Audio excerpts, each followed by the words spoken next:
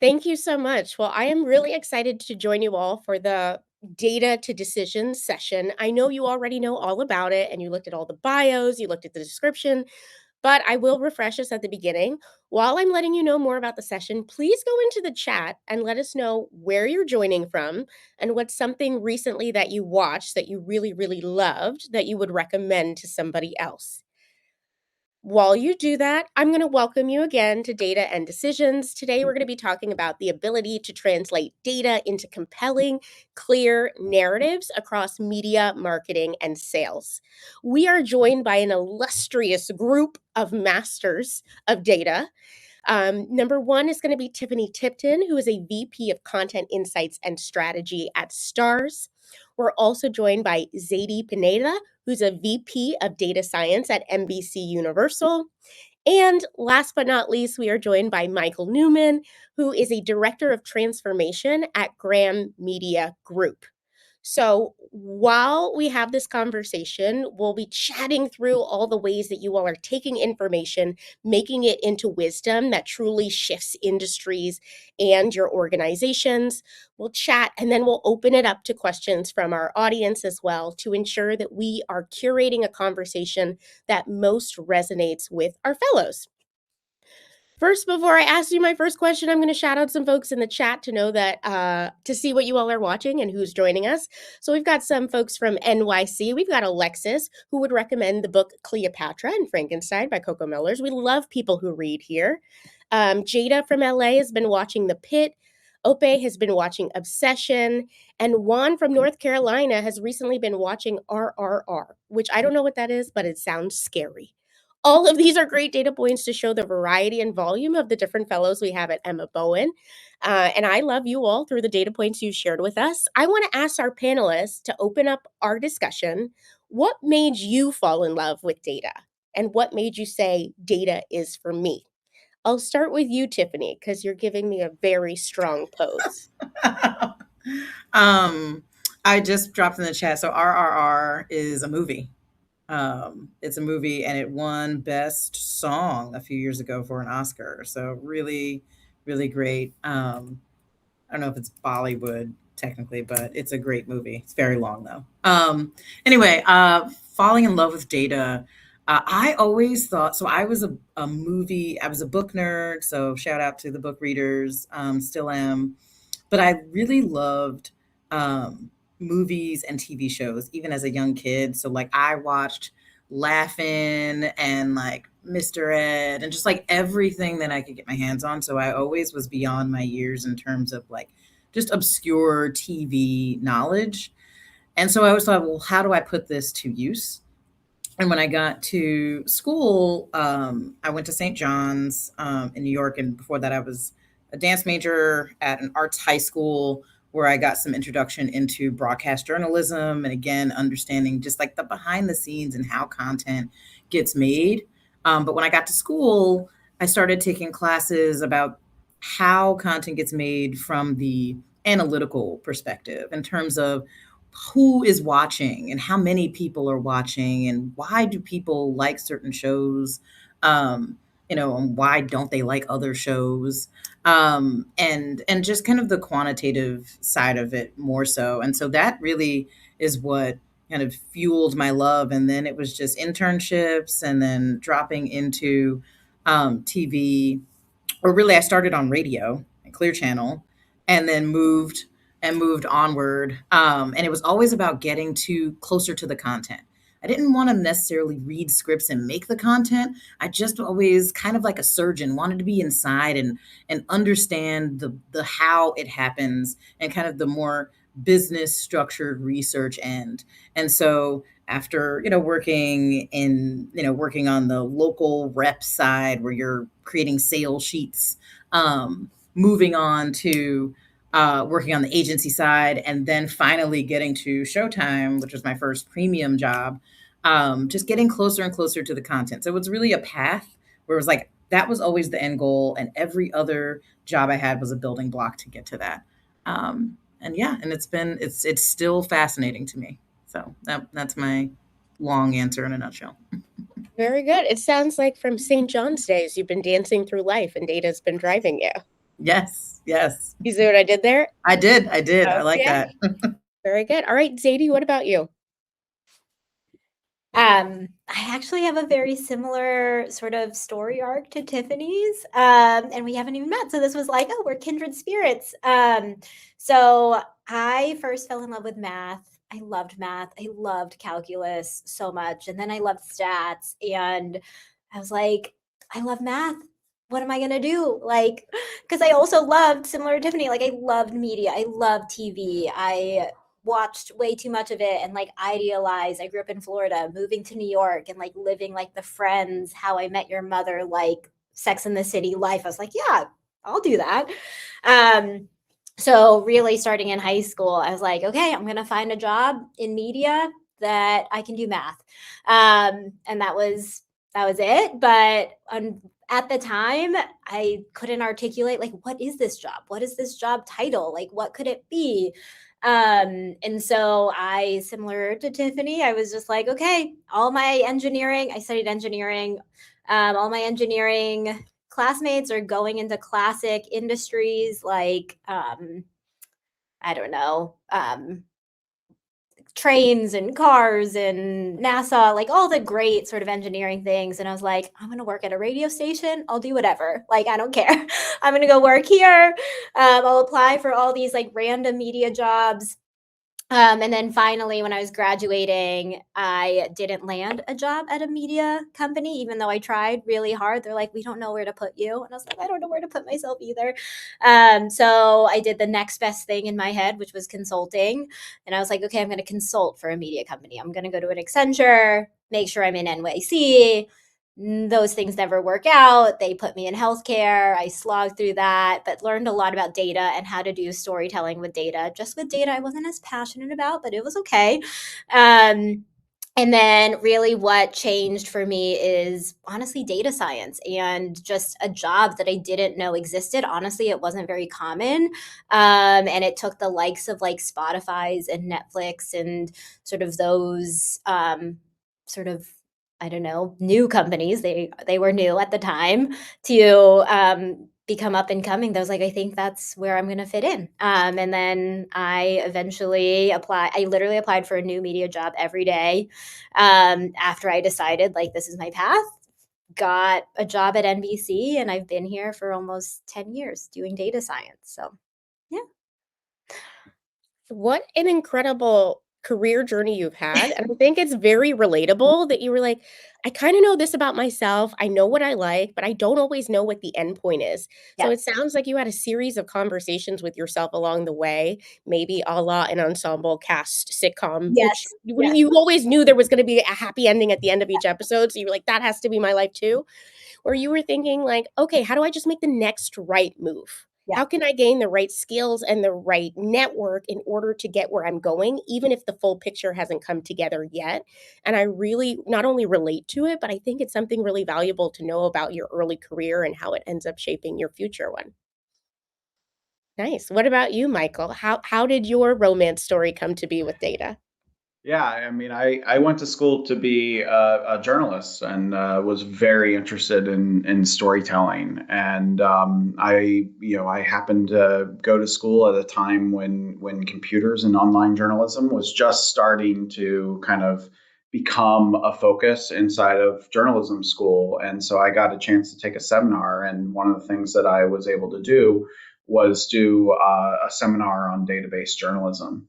And what that really showed me was being able to take complex and large amounts of data and using it to tell a story. And really, it took a story, the data, when you applied it, and we're able to spend time looking at something like a database and build graphs and build charts. It really empowered the story behind it, instead of being a personal story that you required people to trust. This is where it is. It's now statistical, clear. It's now statistical and clear. From there, I was able to actually go and take an internship at Naples Daily News, and there they were doing some spectacular work on South Florida and housing prices.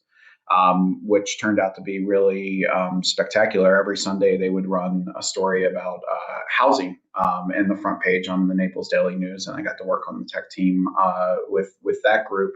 And that was in 2006, a full 2 years before the housing bubble actually burst.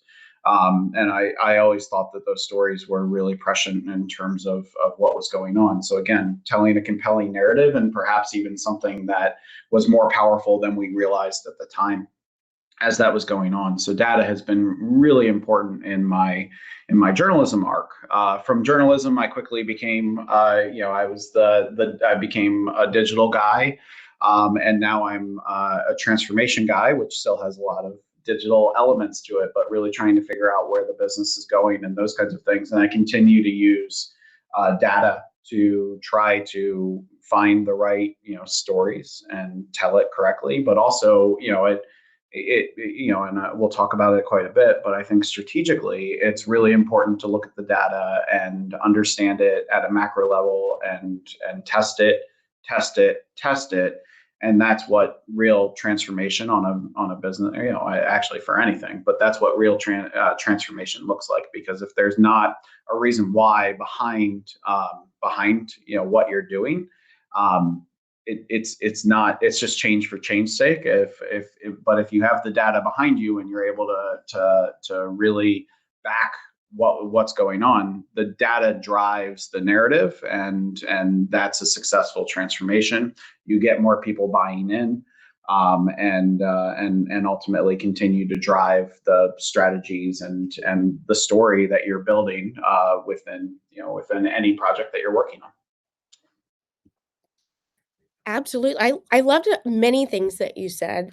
A few things that stand out to me are, number one, complexity, right? Data is wonderful, it's abundant, it's prevalent, and it's meaningful, but there's so much of it, especially as things continue to change. I think you've all talked about how radio, and there was streaming and linear and social. There's so many different industries that didn't exist maybe 30 years ago. So everything's always changing and evolving. How do you ensure that you're keeping yourself organized and analyzing it, but also making sure that it's resonant and relevant by creating a story around it, which it sounds like your journalism background has been helpful because you've understood how data can validate what you're bringing to the table when you're in uncertain waters, saying, it may be gray ahead, but these data points are black and white, and here's how I'm adding texture to help everybody get some level of understanding and grounding. Can you share more about how you craft a story, right? When we think about data, a lot of times it feels like it's robots and technology, but really it's the people that give it meaning. Can you share more about what's in your toolkit and how you leverage storytelling to be effective to drive transformation?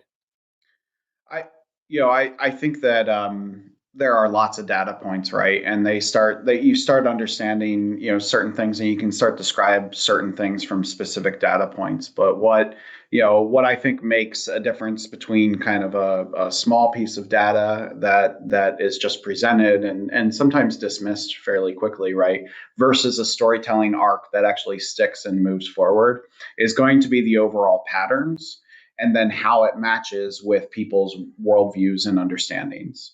And that's actually really complicated. It's kind of one step further than and it takes time. And sometimes you start digging down, you go into a rabbit hole of data, and you're like, okay, I'm building this compelling narrative arc, and then the patterns don't match the narrative arc, and you have to kind of come back all the way up and start looking at the day-by-day data again to figure out, okay, is there another narrative here that I can come at this? And sometimes you're looking at the data so long, right?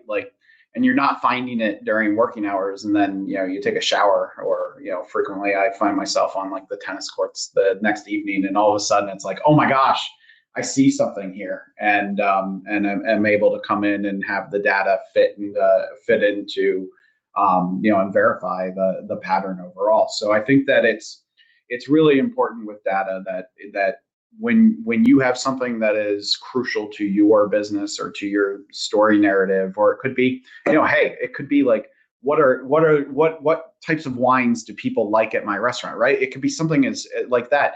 It's just really important that you see that data on a regular basis and that it's constantly presented to you, because then you can start finding those patterns. And as you find those patterns, that's when you can start understanding that narrative side of things. And then you make sure that you go back retroactively or proactively and understand, okay, that story arc actually matches what's going on.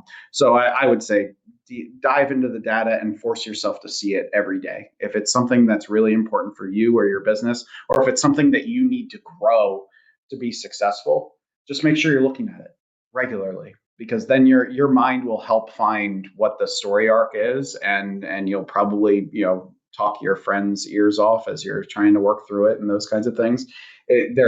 Friends are great for as long as they stay your friends, are great to bounce these ideas off of and help you build those compelling arcs, because hopefully you can get really quick feedback, so that way you can throw out bad ideas or bad stories, and you can stick with the ones that really resonate with people, that match what people expect, or that match their worldview or change their worldview in a way that actually makes sense.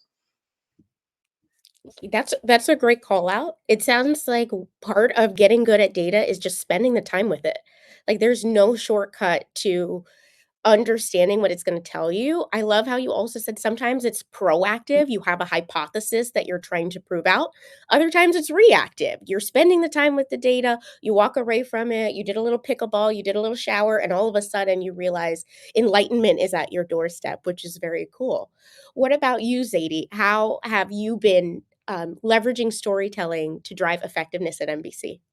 Yeah, a lot of similar patterns to Michael, but something about data science is that it's kind of one of those fields where they kind of say, like, you can work at any industry. You like build the skill set and then you can just plug and play wherever. And I've certainly worked with a lot of colleagues. They're like, I just want to work in data science. I don't care if it's media or content or anything. But I think I've found that the real sort of storytelling comes alive if you are passionate about the content. If you are, to Michael's point, you're in the data, but you're also just experiencing it. Like, you enjoy reading about like what's coming out, what are competitors doing, what are the movies. And for me, yes, conversations, but also just like opening myself up to like, okay, what are people critiquing about our coverage? What are people saying about whatever it is, and is that a real insight, this person's commentary? How can I dig into it to lead into like maybe a real full analysis that's data backed?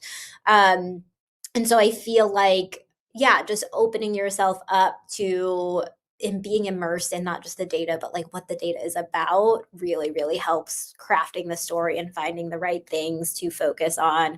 And for me, sometimes when I am assigned a project or my team is assigned a project, it's usually because whoever the executive has sort of something in their mind already about what they want to see. And so I think there's this balance of like, especially, I think this might be a question later on, but like, there's this balance of, okay, this person is high up. I think they want me to confirm their belief and their bias, and there's something to it where you want to build their trust so that you can like, have that relationship. But obviously you don't want to fudge the numbers and what it says. So I think you earnestly try to see like where their question was leading to, and do enough to like maybe give them a good, like, yeah, you were onto something, but like, here's the full picture and here's exactly what's happening. And I feel like that goes a long way in the storytelling and like getting your point across. But their ideas are honestly valid. Like, I'm not saying they're always wrong, but they have some other view that I think also helps sort of kind of be the starting point of where your story should go. That is so real. Let I mean, we are here today to have an honest conversation. Sometimes there's mandates that come along with the experimentation or where you're deriving your insights from. And as myself, a client-facing professional, you don't wanna come in and say, "I'm gonna tell you this, that, and the fifth, and, oh, I can't wait to let you know you were wrong. Cut the cameras. But we'll take this offline." It's not really maybe you'll be right, but you won't be in relationship. So, how, when you talk about being passionate, all of you are so passionate about insights, you're passionate about media and marketing and sales and all these things. How do you balance passion with integrity and adaptability to ensure that you're communicating your story in the right way. Oh, is that me? I was like, that's a different question. I mean, Zeidee, it could be a follow-up for you, No, and no, I think no, Tiffany no. may have as well. No, it's a really good question. I think it's important to. I mean, as someone who I do like being right. Tell And us your sign. Tell us your sign yes, for the viewers at I home. do like being right. But you have to do it. You have to be respectful at the end of the day. I don't have to agree with senior management and some of the decisions that they make, as long as my point has been made.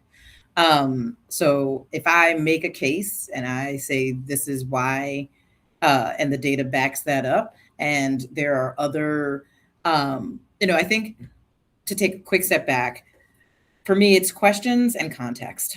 And it's always, those two things are always really, really important.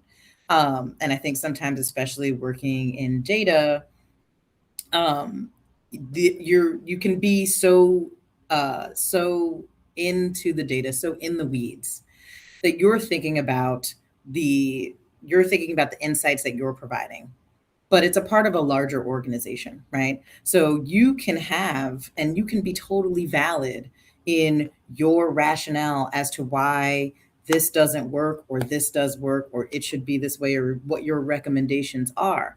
But there are other layers that you're not thinking about, right? Like there's production, right? There's a production schedule. So if you're saying that a piece of content should be here in the year versus, somewhere else, well, there's production. You're not thinking about that. You're thinking about what the data is telling you, but there's production schedules, right? There's budget. Can we afford it earlier in the year? Maybe it has to be amortized. Maybe it has to go later in the year. Maybe there are deals being worked on. Maybe there are partnerships or bundles that have to happen. Maybe there's other political relationships in terms of why we are picking up, green lighting a piece of content that you're like, this doesn't even make sense. Why are we doing this?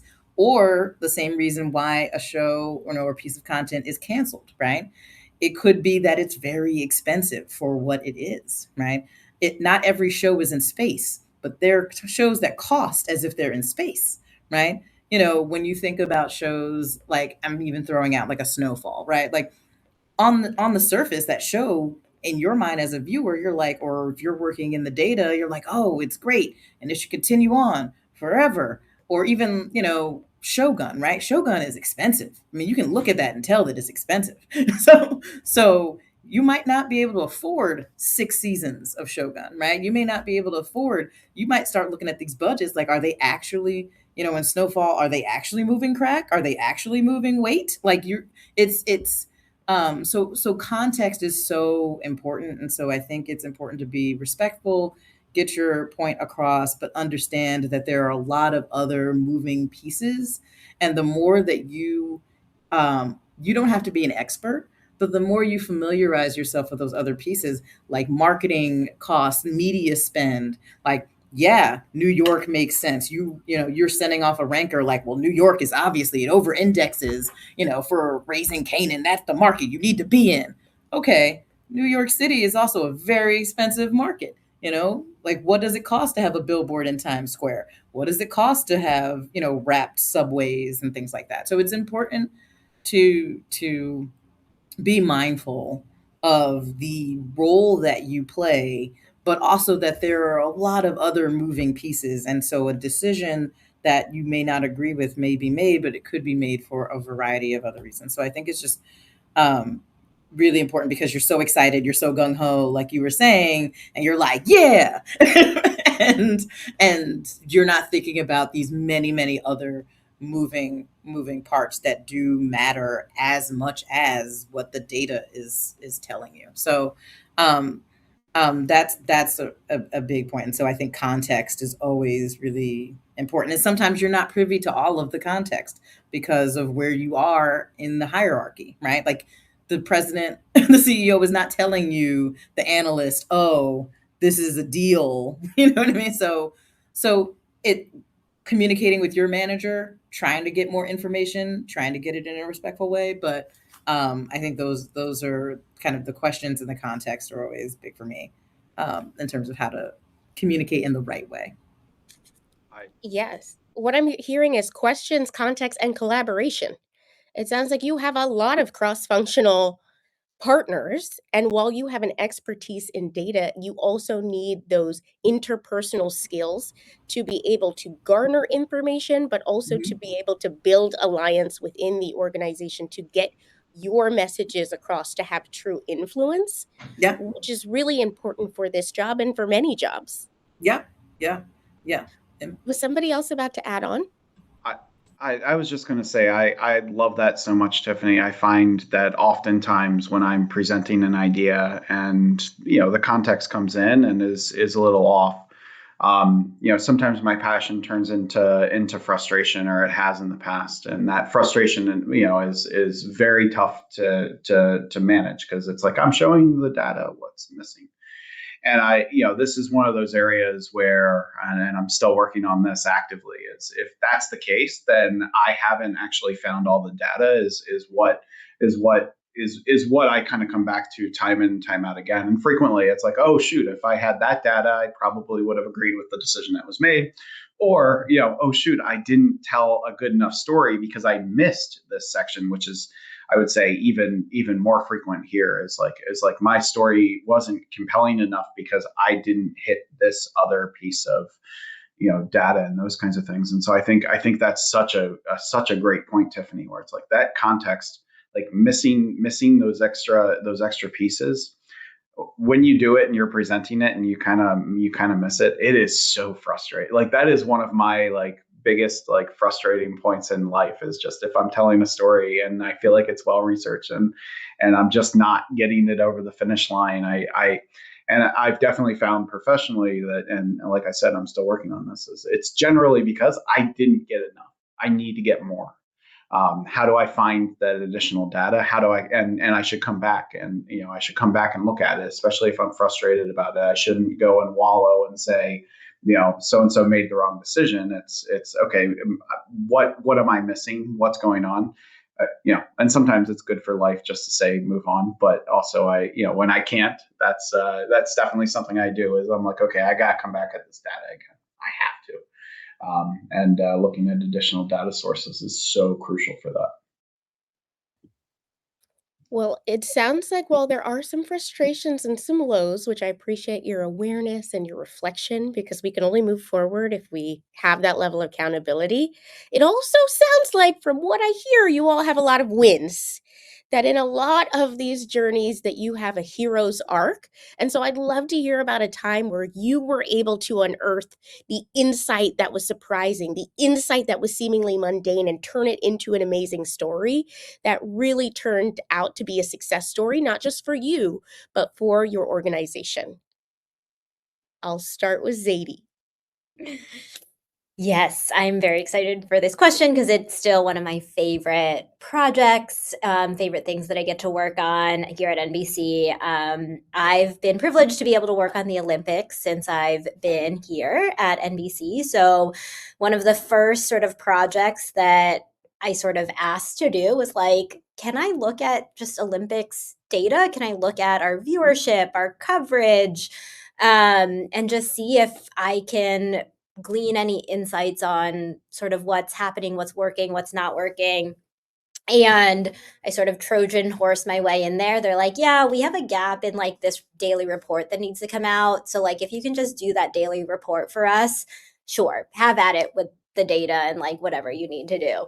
I was like, okay, great. And so I love, like I said, one of my answers, like I love the Olympics. I love just the stories, how it's produced and how it's all put together, and sort of has been on the decline in a way. At least it doesn't feel like it recently because we've had like amazing wins, but back in 2016, coming off of London, like everyone was like very disappointed in how it turned out. So they, surprisingly, or maybe not, like sometimes when things are doing terribly or bad, that's when they are more open to like, okay, we'll take anything, like any suggestions that you have, any analysis. And so one of the coolest things that I think I found that has really made a big difference is that Team USA, I'll bet like an amazing sort of driver of viewership, or that's what sort of the consensus was, is like, no matter what, let's show Team USA, like that's going to draw eyeballs.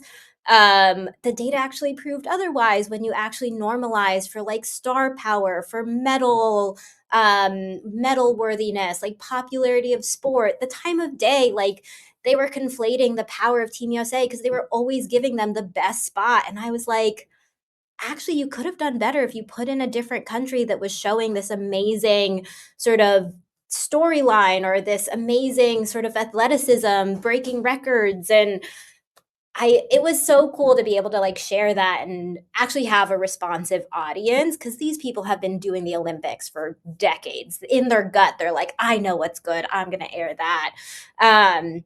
And to have sort of the data to back it up of like, you know what, maybe we should air other countries more frequently if they sort of check these other storyline boxes. And Olympics, especially prime time, if you guys know what that is, which is like 8 p.m., the peak of linear viewership, draws millions of people. And to be able to say, like, since then, we've aired more countries than ever before, and it's worked, and we've had amazing sort of response to our diversity of content. I'm like, okay.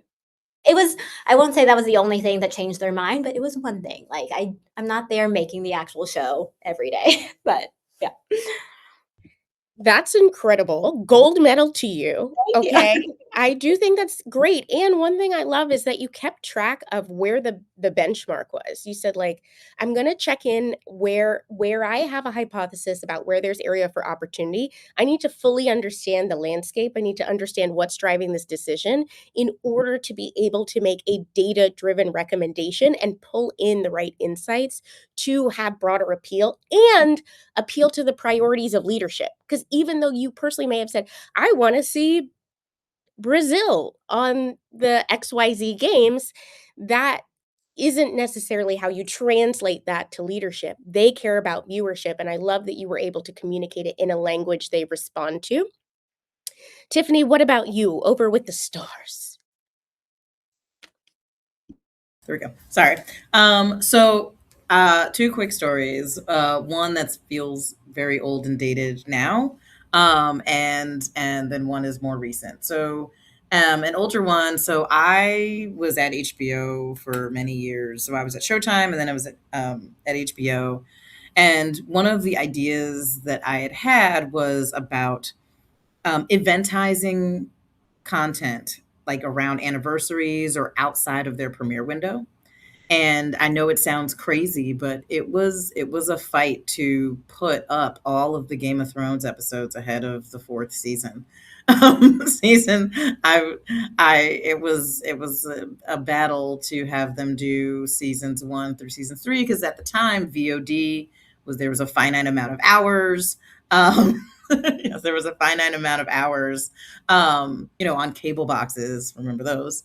And so that was a lot of time. And I was like, no, the data is showing that you can build demand, that there is demand that happens leading up to a new season. And so if we make this content available and then coordinate with social, and then, I became this connective tissue. I reached out to social, I reached out to marketing, and got on this kind of created this cross-functional meeting to say, let's eventize this. And it did really well, which then allowed me to do that for other things. We did it for Banshee. We also did it for an anniversary around Sopranos, which did really well. So it became part of the strategy for content to continue to eventize it well outside of premiere windows, because it's new to you, right?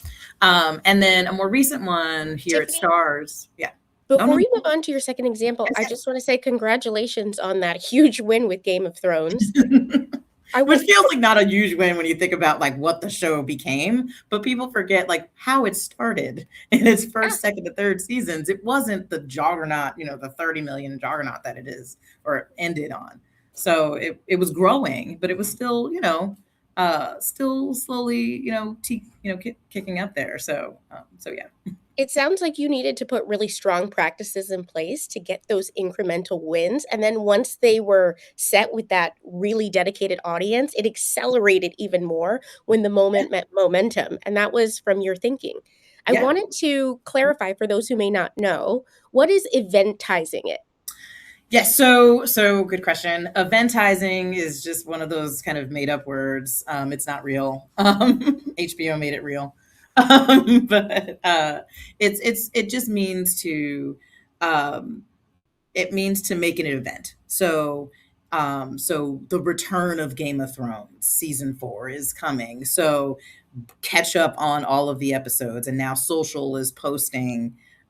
So before, you might just, scheduling might put some episodes on linear and be done with it. But this was a coordinated effort to go, okay, well, social scheduling team is putting it available on VOD. They're going to highlight it.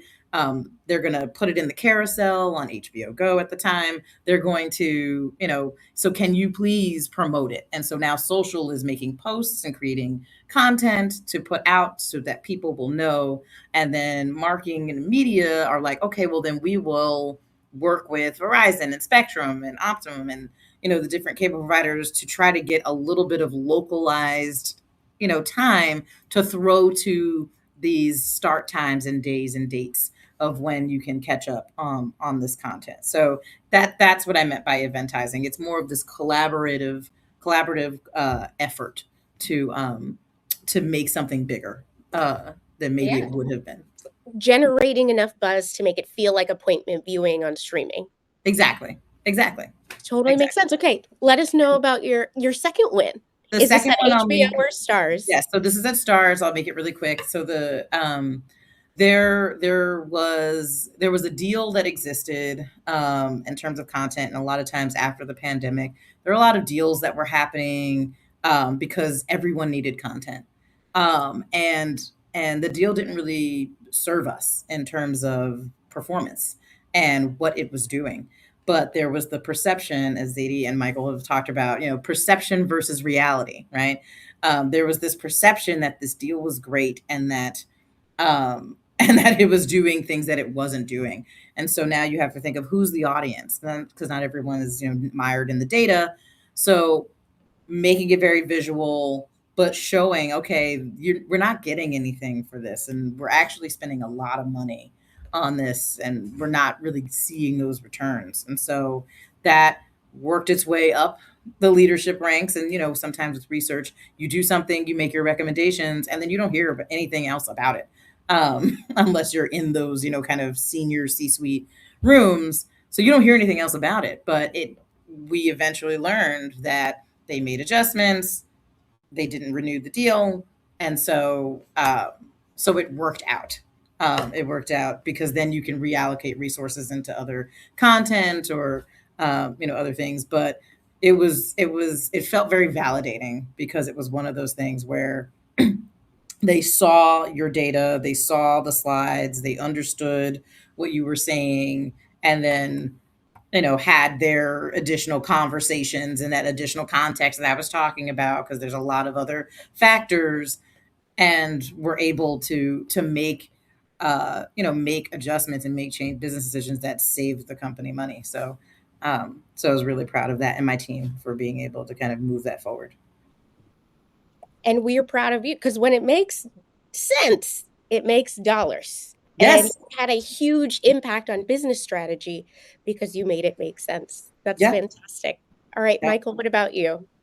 I mean, we're getting eventizing to go along with Red Wedding, and winter is coming, just in terms of things that Game of Thrones brought to the zeitgeist.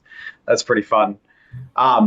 Yeah, I mean, for me, and we continue to refine this, as digital analytics are really it's great. Digital, you can capture just about everything, but it's also really easy to have competing narratives or complicated narratives, or when you're laying out KPIs, complicated KPIs or KPIs that have some really nasty unintended consequences. I'm looking at you, CrowdTangle. I think that for me, some of my most what I'm most proud of when it comes to data is identifying digital metrics that have withstood the test of time, and that have been able to kind of catch on organizationally.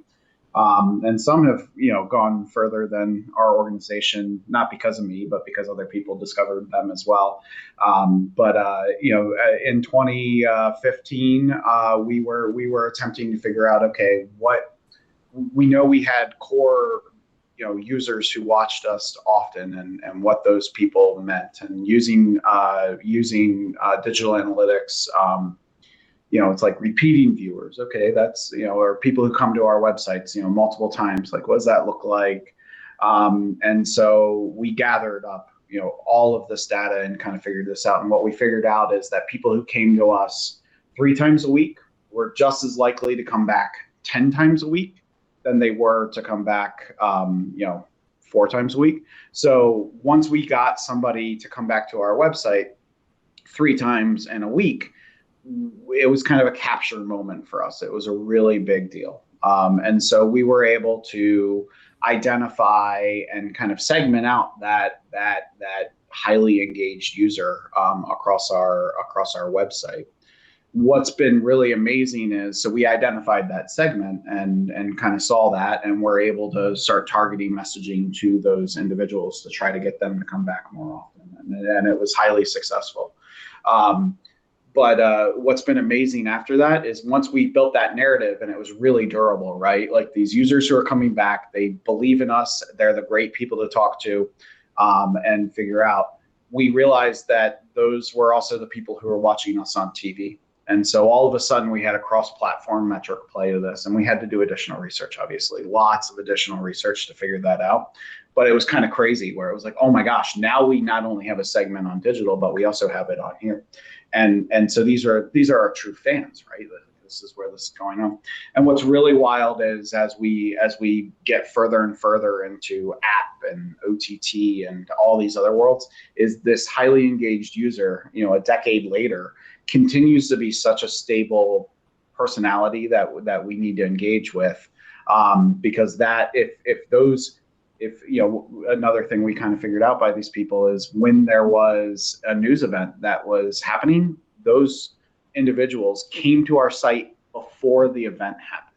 It is a very interesting piece of this, but these are the people who are newsies and who so understand the news cycle that they're able to almost predict big events that might not, like a snowstorm. They're able to come in and they show us 3 or 4 days in advance. Okay, this is going to be a big snowstorm.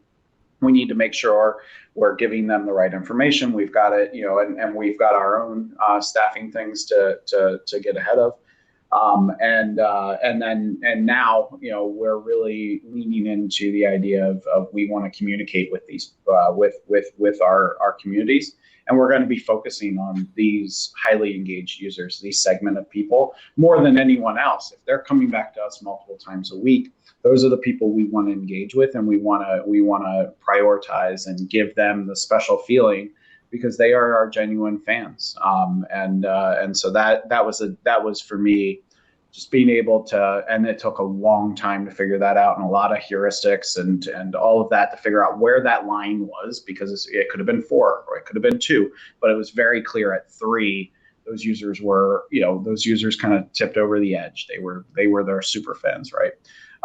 And so that for me has been, in digital metric land, I wish I could do it again with OTT viewership or something. I mean, they kind of apply, but there's still another threshold that I need to understand for that. Haven't figured out. If anyone else knows, anyone here, I'd be very interested. But there's a threshold of, okay, once you are engaged so far, you are the type of person who we need to super serve and we need to support. And we need to listen to, and understanding that has been so powerful for our business. Well, congratulations on all your success. I'm starting to hear themes across, whether it's news or sports or Game of Thrones, that the data can sometimes indicate that there's two viewers, but the data can show that one is more highly engaged or one is a more high value engager or fan, if you will. And that can also be informative. It's not all data sets mean that everything is equal, but how do you create the most value for your organization by leveraging your resources to maximize outcomes with the people who really, really care about you? All right. Well, we've certainly heard enough from me, and we definitely want to hear more from you. So I'm going to ask some of the questions that are coming in from some of our fellows, alum, and our corporate partners. I'll start with Madison, who asks, in your roles, are you typically presenting findings internally or to external stakeholders, and how might you approach these presentations differently? I'll give this question to Michael. We just heard from you, so why don't you let us know?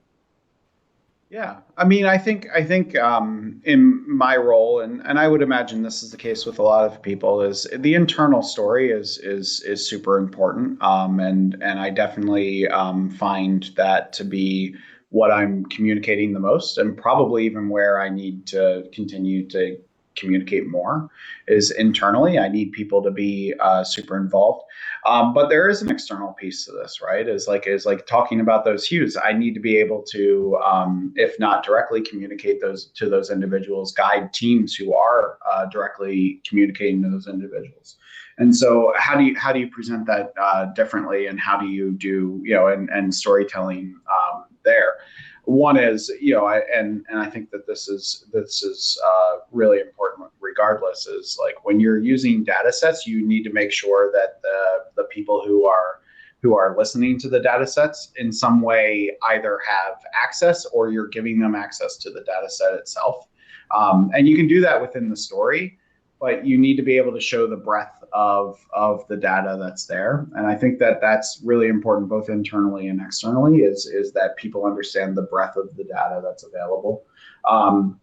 I think that internally, it's really important that if you're talking about a business outcome, you're very focused on where things are moving toward. I think externally, at least on the journalism side, sometimes it's really important to say why it happened, or kind of look back retrospectively, which is a slightly different kind of narrative. I think journalism, you probably want to present the facts rather than the conclusions, and try to guide people to where they need to go. But sometimes that happens too. So I think those are some of the differences between those two audiences with the data. Obviously, which data is available, making sure you have licenses to be able to talk about it, in the various forms is super important. And but Yeah, I think the conclusions and the strategic elements of it, I think that primarily is an inside voice thing. But presenting the facts and having the compelling historical narrative is really important, regardless of the audience. It sounds like there's some level of consistency around how rigorous you are about presenting the data, but how you frame it might differ based on who your audience is and where you place the focus. For instance, if it's through journalism, you don't want to lead the witness and necessarily draw conclusions for people. Whereas when you're internal, your executives or your teams are looking for you to showcase your expertise so they can move forward on their roadmap or towards their agenda, which makes a lot of sense. I think you I'm said gonna that a lot better than me. I appreciate that. That was great. Well, you gave me the inputs to be able to deliver. A little cross box? That sounded weird. Collab. Anywho, next question. We have a lot of entry-level folks on this call, and you all have clearly shown that you had great early experiences that you were able to then translate into where you are now. What's the number one piece of advice that you would give someone who's just starting out, wants to get into data or on the business side of media, especially as we hear things about AI automating more analytical tasks? How do these young people stay competitive, and how do they build the skill set to make them super valuable in the workplace today? I'll have all three of you answer. I'll start with Tiffany. Yeah, so I would say AI is incredibly it's very buzzy right now, and I think a lot of people use it in kind of sentences and things like that without understanding kind of real implications. I think it's important to try to get your foot in the door, and I think the biggest thing was like I said at the top of this, I started in radio. I didn't want to be in radio, right? But that was the job that was available to me. And but that was also, they had other divisions, right? Because Clear Channel, they had radio, but they also had TV. And no one starts their career and says, you know what I want to be? No kid is like, I want to work at Telerep or like a local research, sales, building out sales sheets and creating estimates, right? So I think, but it builds experience. So I think it's kind of not disillusioning or kind of removing the romance of, like, sometimes you do the grunt work job because it gets you experience. It gets your hands in the data, like Zeidee was talking about. Like you're working with the data. You're getting in the weeds, like Michael had mentioned earlier also. And I think that's the value, right? Getting in there. Also doing these like online courses to kind of refresh skills that you might be learning in classes. If you want to kind of play around with Claude, do that. Right now, I think as an industry, a lot of these companies, outside of like the Googles, right, and Meta, if you're talking about some of these other companies, the AI is still in infancy, or like it's still in task mode, right? You're using agents to help build SQL code. You're using you're still the contractor or the architect, if you will, but you're utilizing these AI tools to help improve efficiency so that you can be focused on answering bigger and more important questions, right? You're using AI to help write an email. You're using it to create an outline. You're using it to create a deck. But you still have to go through it because a lot of times AI is wrong. I mean, and a lot of you probably know that. So I would just say, getting in the door, wherever it is, whatever industry it is, get your hands on data, utilize the data sets, use the resources that whatever company you get into can provide, whether that's additional classes, that's LinkedIn Learning, and always keep your eye on the ball. Like, when Zeidee was talking about the different industries that she was in, right? And I'm, starting in radio, and Michael being a journalist, like you move in the direction that you want to go in, but you don't always start there. So it's just always have your mind on the end goal, and it's not about the path, it's the destination. So that would be my advice. It's the climb, as Miley once said. Zeidee, what about you? What's your advice? Honestly, Tiffany gave all of the best advice, so I have nothing else really to add except maybe one additional sort of footnote of like getting your foot on the door or in the door is, I think it's the networking. It's like being involved in organizations or real life events. Like, we all know the online application sort of process is crazy these days, and it's very, like, I think going back to old school of like shake hands, say hello, add them on LinkedIn, send a real note, not an AI generated note. Like, I think that's going to go a long way these days. But obviously have the core foundation that was Tiffany was talking about. Have the skills to back that up after you, on top of the networking. 100% agree. I would say probably my last 5 jobs were all based on somebody hiring me personally, not applying through a portal.